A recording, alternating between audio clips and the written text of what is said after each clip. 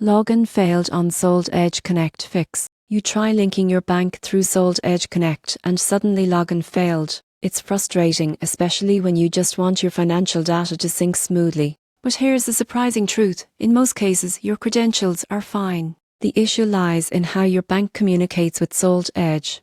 Let's fix it step by step. First, confirm that your bank supports open banking connections through Sold Edge. Some banks limit access during updates or temporarily disable API connections for maintenance. You can verify by logging directly into your bank's website or app.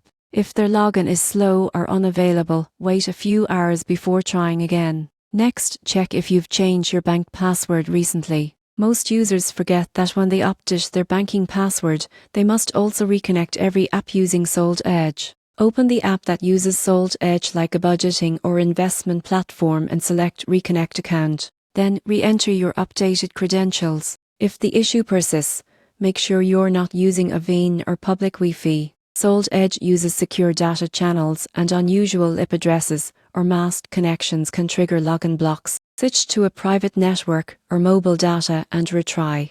Also, check your device's date and time settings. Sold Edge uses precise time-based encryption, and even a small mismatch between your device and their servers can cause login errors. Set your device clock to automatic. Still failing? Try clearing your browser cookies or app cache, then restart your phone. Cache sessions often conflict with fresh login attempts. Finally, remember that open banking systems sometimes face temporary API outages between banks and aggregators like Sold Edge. These are usually fixed within hours, so patience pays off. So next time you see login failed on Sold Edge Connect, take a breath. Reconnect your bank, verify credentials, and ensure a secure, up-to-date connection. In most cases, it's a minor glitch and your data will sync perfectly once the connection refreshes.